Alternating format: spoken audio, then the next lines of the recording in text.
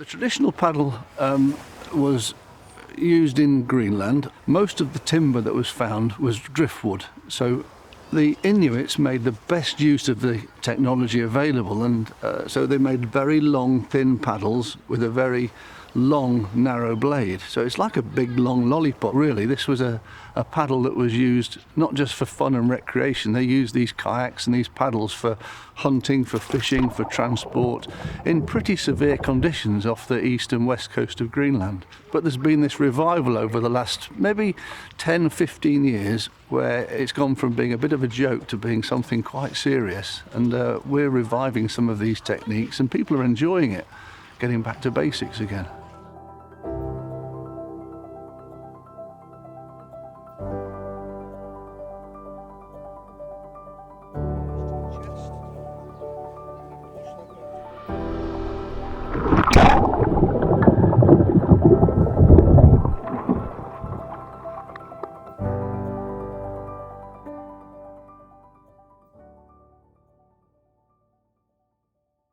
My name's Reed, and I run a little company known as Reed, and it's a kayak brand that produces about 140 styles of kayaking clothing, generally textiles, but we also import and distribute a number of boats, a brand called Rebel, which are very specialist. They're a low volume sea kayak, which is particularly good for Greenland style rolling, so it's almost emulating some of the original Inuit kayaks, which were a wooden framework with skin on the top of them, and they're now reproduced in high-end carbon, Kevlar and composite fabrics, and we make a really beautiful low-volume kayak.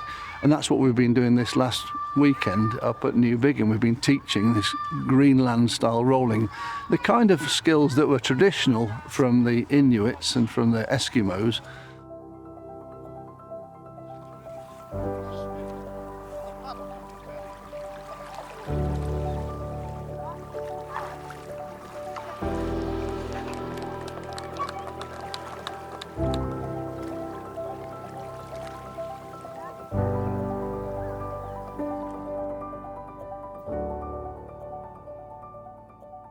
I'm kind of an enthusiast for this particular area of the sport, and Tom asked me if I'd come along and run a session on Greenland techniques. Hi, I'm Tom Thomas. I'm very involved with Wansbeck Paddle Sports Club.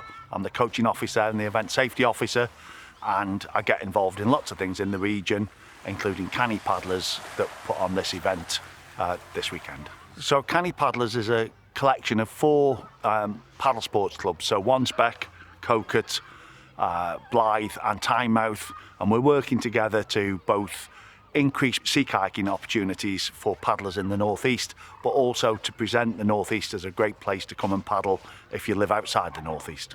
The northeast has to offer quite a few different scenes, from beautiful beaches like here, sheltered area, surf beaches and islands. For me, my favorite place to paddle are the Farne Islands, which have something to offer the whole year. I mean, in winter you have seals breeding there, you have tide races. In summer you have birds, thousands of them, seabirds nesting there. For me, it's just paradise.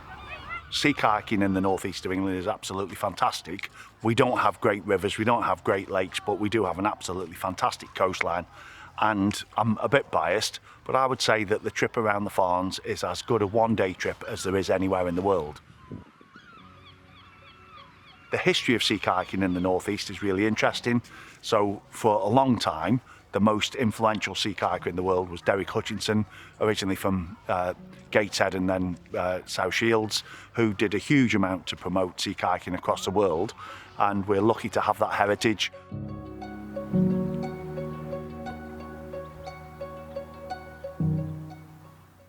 So people often think it's all about rolling, Eskimo rolling, and what I wanted to try and do was bring people in at a much less scary level. So we're teaching much more about the forward paddling, the turning, the support strokes and the sculling, some of these areas that are essential to learn before we start to roll. It's a bit like, I try and describe it, a bit like learning to crash a car rather than learning to drive it first. So we tended to spend about 90% of our time learning the techniques, getting to grips with the paddle, learning to extend the grip and get support and get some real skills up with the paddle. And then by the time the paddle's comfortable in your hands, you're using it as your friend, not some kind of survival tool. Then we got wet and we started to roll and brace and get some support out of the water. And I think maybe we had about 18 people on the course, and we had about 5 or 6 of them doing full complete rolls by the end of the course, and most people ended up with some of the support strokes and the balance bracing and some of the sculling for support. So it's been a really good session, but everybody's, I think, realised that this Greenland stick, this funny looking object, is actually quite a useful tool. The best thing about today was basically getting wet and getting to actually practice with the paddles in the water and doing the practical and getting wet and enjoying playing with the boat. It was wonderful. The whole 2 days, Friday and Saturday, we've been doing it. People really engaged with the activity. Obviously, they chose to come to do Greenland paddling, so it was a biased audience, but they came and they had a great time. People learnt a lot, and everybody improved, and particularly, although it comes down to something as specific sometimes as rolling or sculling and different things like that, the actual forward paddling of the people just vastly increased, and that is the core of becoming a good paddler, and they excelled at just moving forward better in the boat than they had done at the beginning, which is a huge step in any sport, to do the basics really well. It's just been a really good session. I've really enjoyed just learning how to use my paddle properly, because I've only actually ever used it once properly before, and that was only about 3 weeks ago, even though I made it 6 years ago. I've just really enjoyed it.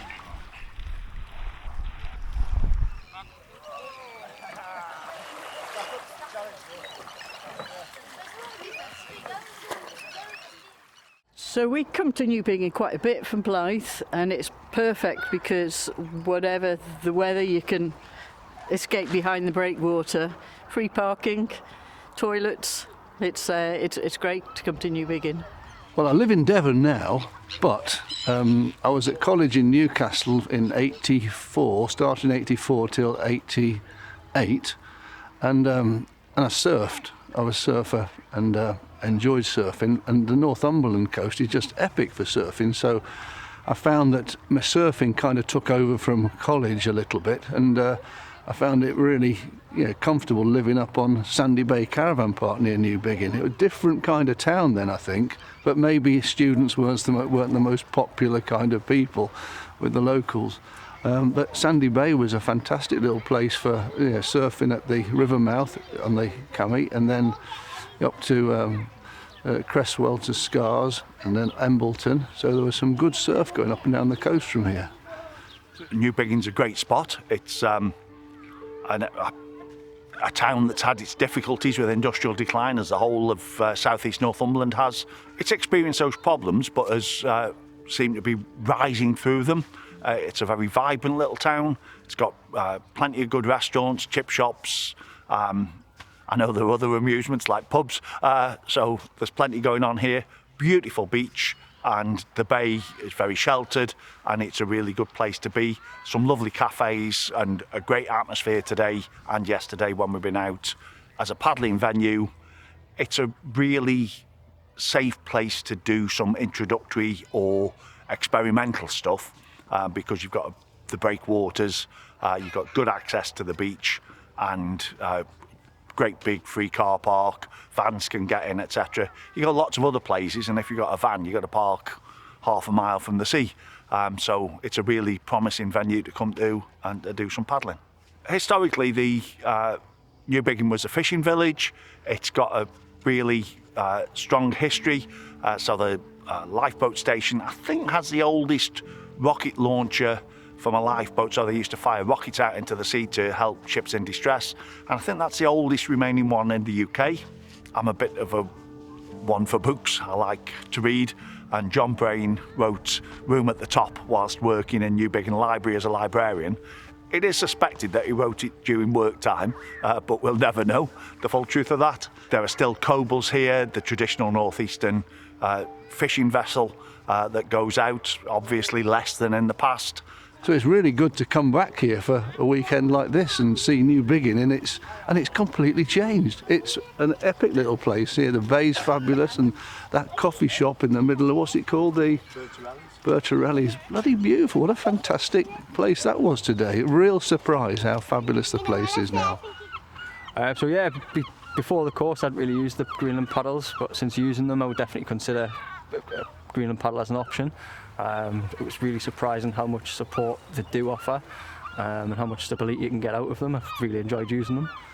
I think the tuition all sort of weekend has been brilliant. All the coaches have explained things really well. Demonstrations on the water, demonstrations on the land, which really helps you to visualise sort of what you're going to be doing. I think it's been absolutely spot on. The best thing about today's session would have been the best thing about being a member of a club is that it's a great opportunity to try different things. So there were lots of different types of paddles. They're all Greenland paddles, but none of them were the same, and they all behave slightly differently. And so, that's one of the things, being in a club, you get to try lots of different things, and it doesn't cost you anything. Well, it costs you barely nothing. It's really great to see people learning, so it's not just about taking a trip from one place to somewhere else and back again. It's really important to try and hone your skills and learn stuff as well. And I think the learning curve's been quite steep this weekend. People have taxed their brains as well as their limbs, and come away pretty full. I think full of beans. They've been pretty stoked. I've had a lot of people in the car park getting changed, coming up saying thanks very much. That's been a really good, fun weekend. And I've got to thank them as well, because I'm learning how to coach a bit better as well.